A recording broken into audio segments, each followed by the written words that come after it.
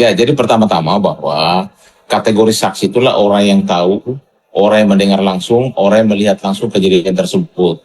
Kalau orang tidak tahu dan tidak mengerti, apalagi lupa, jangan dihadirkan sebagai saksi.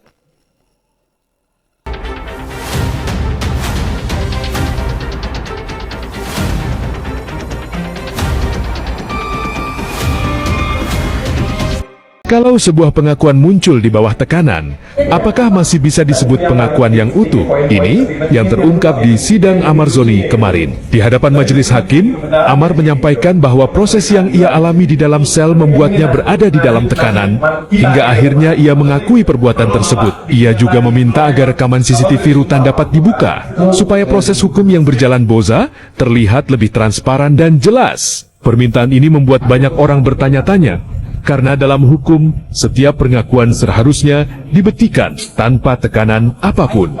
Kasus ini pun kini bukan hanya tentang satu orang, tetapi juga soal keadilan dan keterbukaan dalam penegakan hukum. Menurut kalian, apakah pembukaan CCTV rutan perlu dilakukan demi kejelasan kasus ini? Tulis pendapat kalian di kolom komentar. Ibunya Amar tadi mendengarkan keterangan saksi itu bagaimana sih? Semoga tadi itu juga Allah membukakan apa yang menjadi saksi-saksi di mana saksi itu semuanya dengan kata lupa segala macam, dan itu adalah prinsip.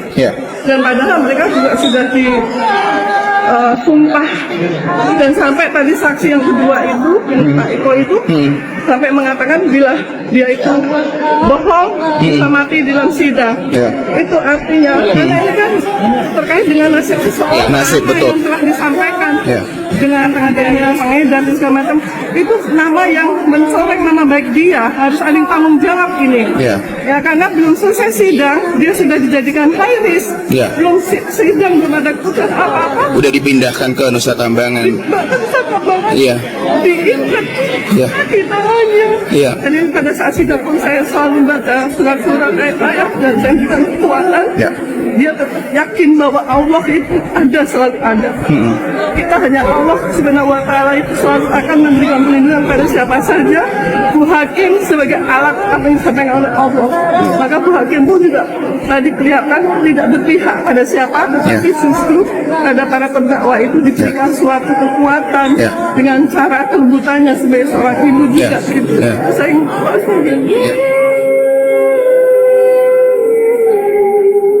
Ya, jadi pertama-tama bahwa kategori saksi itulah orang yang tahu, orang yang mendengar langsung, orang yang melihat langsung kejadian tersebut. Kalau orang tidak tahu dan tidak mengerti, apalagi lupa, jangan dihadirkan sebagai saksi. Jangan orang yang dengar dari orang lain, tidak tahu, lupa, tidak mengerti. Kalau itu terjadi, tidak perlu jadikan dia saksi. Hakim juga nanti akan menilai, ini bukan saksi.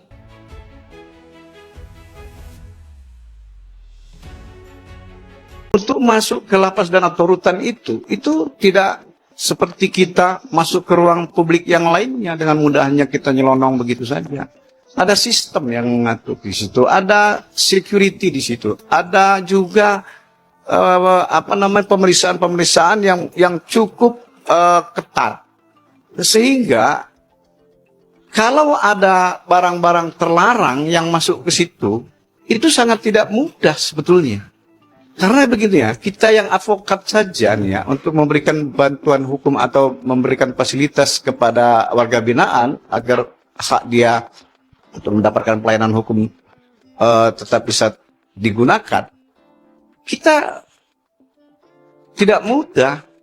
Kita anggap aja ya, kita duga adalah tentu ya, kalau melihat ketatnya SOP itu, kan kita bisa menduga bahwa ada pihak-pihak atau oknum-oknum yang membuat barang itu bisa lolos masuk ke dalam.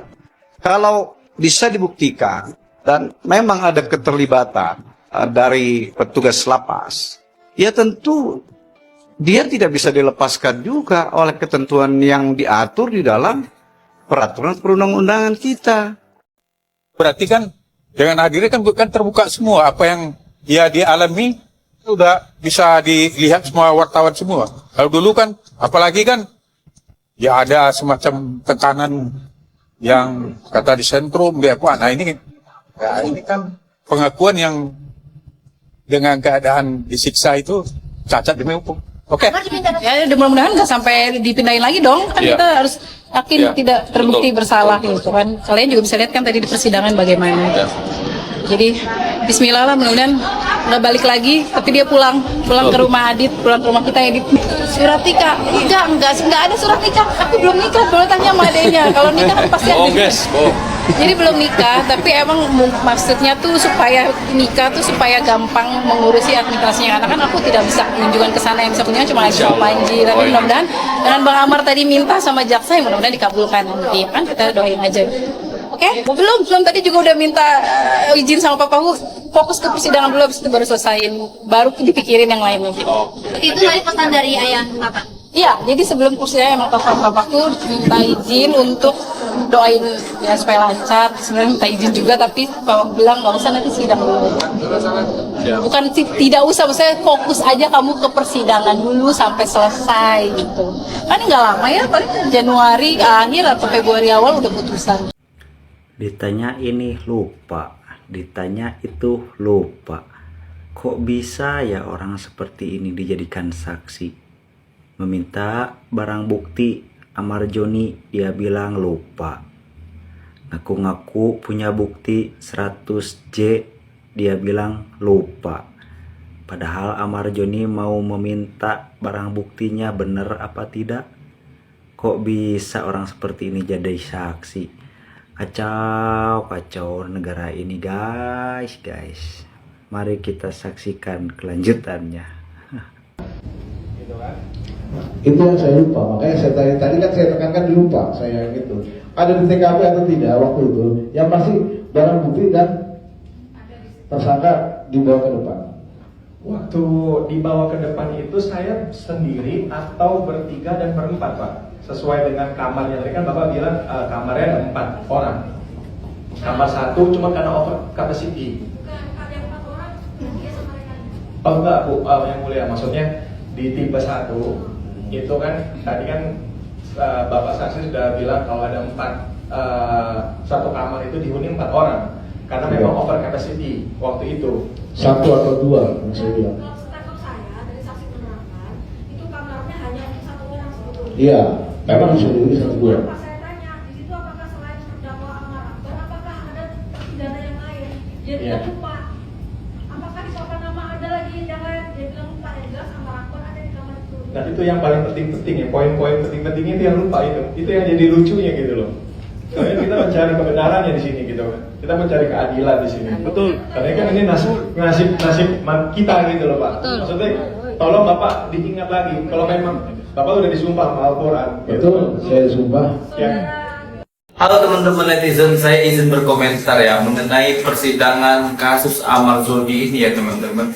Di sini saya menilai bahwa Amar Zoni ini merasa kecewa, dia tampak kecewa dengan persidangan ini. Karena apa? Setiap dia ingin mengungkapkan sesuatu, setiap dia ingin menyampaikan pernyataan dan bertanya, si saksi-saksinya ini berdalih kalau lupa teman-teman.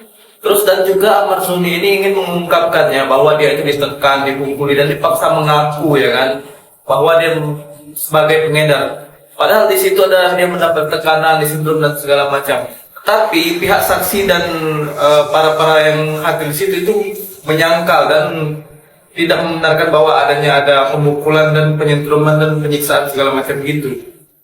Jadi gue di sini menilai ya kayak ada yang aneh gitu ya. Dan gue juga kesian sih lihat Bang Amar Zoni ini.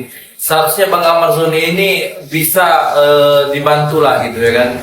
Tapi gue yakin sih Bang Amar Zoni kayaknya merasa dijebak gitu ya teman-teman. Cuman itu menurut saya ya. Coba kalian komen di kolom komentar bagaimana pendapat kalian tentang sidang Bang Amar Zoni ini teman-teman.